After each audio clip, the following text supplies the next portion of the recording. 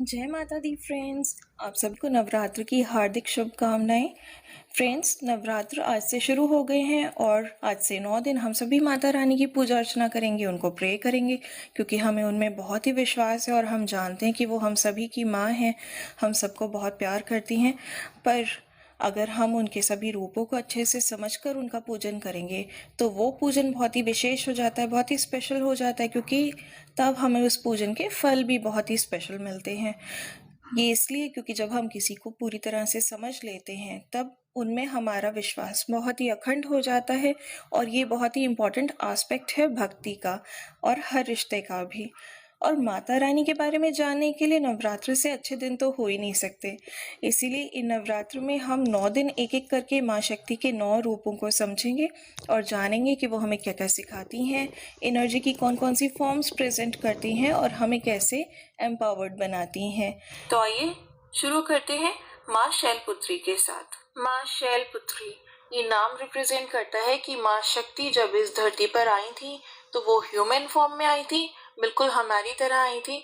लेकिन जब उनकी अवेकनिंग हुई, जब उन्होंने पहाड़ों पर इतने दिन निवास किया, 9 महीने गुफा में रहकर तब साधना की, योग साधना की, और वो अपने हायर सेल्फ को कनेक्ट कर पाई, अपने अंतर मन की बातें सुन पाई और समझ पाई कि वो दुनिया में क्यों आई हैं, वो कौन है, वो यहाँ क्या करने आई हैं।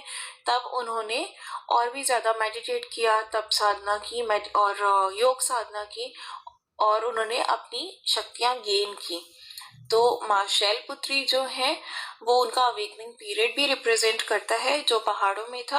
और सेकेंडली ये रिप्रेजेंट करता है कि एक फेमिनिन जब अपनी एनर्जी की पीक पर होती है, जब वो अपनी कॉन्शियसनेस के हाईएस्ट लेवल पर होती है, तभी उसे शक्ति का अवतार मिलता है, तभी वो शक्ति बन पाती है, तभी वो अपने गॉडेस एस्पेक्ट में आ पाती है, और तभी उसे रिकॉग्निशन मिल पाता है।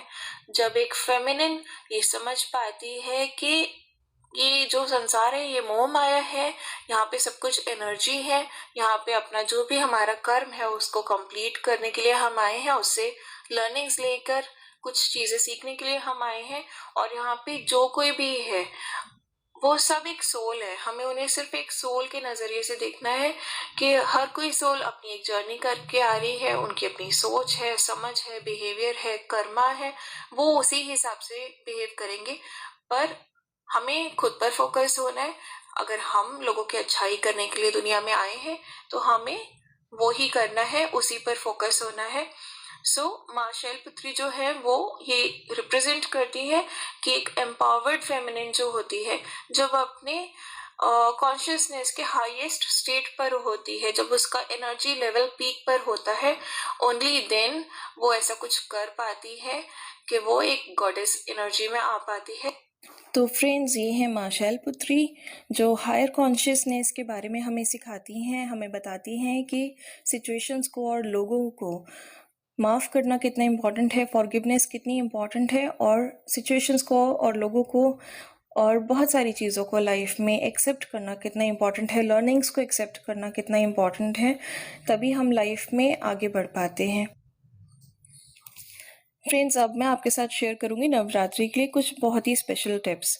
फर्स्ट टिप तो है कि आप अपने घर में गायत्री मंत्र इन सभी नवरात्रों में डेली चला कर रखिए। कम से कम 9 दिन अपने घर में, आप डेली में भी अगर ऐसा करते हैं तो अच्छा है, लेकिन नवरात्रों में स्पेशली गायत्री मंत्र अपने घर में प्ले करके छोड़ दीजिए, घर के किसी भी कॉर्नर में। अगर आपको किसी तरह की डिस्टर्बेंस हो रही है तो आप कम वॉल्यूम पर भी इसे चला सकते हैं। अगर ये मंत्र आपके घर के किसी एक कोने में भी प्ले हो रहा है, किसी एक कोने में भी चल रहा है, तब भी आपके घर के सारे कॉर्नर्स, आपके पूरे घर का ऑरा इस मंत्र की वाइब्रेशनल फ्रीक्वेंसी से क्लेंस हो जाएगा। इतना स्ट्रॉन्ग मंत्र होता है, इतना पावरफुल मंत्र होता है गायत्री मंत्र। सेकेंड टिप मैं आपके साथ शेयर करना चाहूँगी कि डेली दिया जलाइए अपने घर में। जब भी आप पूजा करते हैं, या इनकेस आप पूजा नहीं भी कर पा रहे प्रॉपरली, आप पूरा पाठ नहीं कर रहे हैं, तो भी आप दिया ज़रूर अपने घर में सुबह शाम जला दीजिए। इससे भी आपके घर के ऑरा में बहुत ही अच्छा पॉजिटिव इफेक्ट आता है।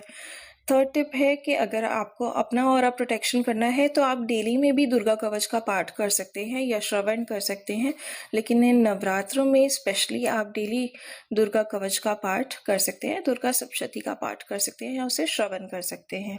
फ्रेंड्स, फोर्थ टिप है जो कि बहुत ही इम्पॉर्टेंट है कि आप अपने घर के बाहर की, बल्कि सभी फेमिनिन्स की रिस्पेक्ट करिए। अगर आप फेमिनिन्स की रिस्पेक्ट नहीं करते हैं तो माता रानी की पूजा का कोई मतलब नहीं है आपके लिए, आप कभी भी उनके आशीर्वाद आपको प्राप्त नहीं होगा।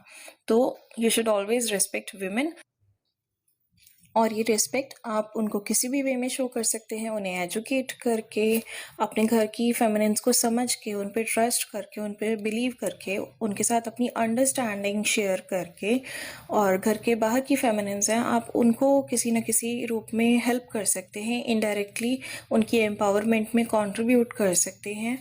किसी को भी आप हेल्प कर सकते हैं, एटलीस्ट इतना कर सकते हैं कि किसी फेमिनिन के साथ मिसबिहेव ना करें या उनके बारे में गॉसिपिंग ना करें, उनके सही डिसीजंस में उनका साथ देके, उन्हें डोमिनेट ना करके, उन्हें मैनिपुलेट ना करके, उनके बारे में गलत अफवाह ना फैलाएं या उनको डिसरिस्पेक्ट ना करें। एटलीस्ट इतना तो हम सभी कर सकते हैं, बल्कि मैं ये कहूँगी कि दोनों ही जेंडर्स को एक दूसरे की इक्वल रिस्पेक्ट करनी चाहिए।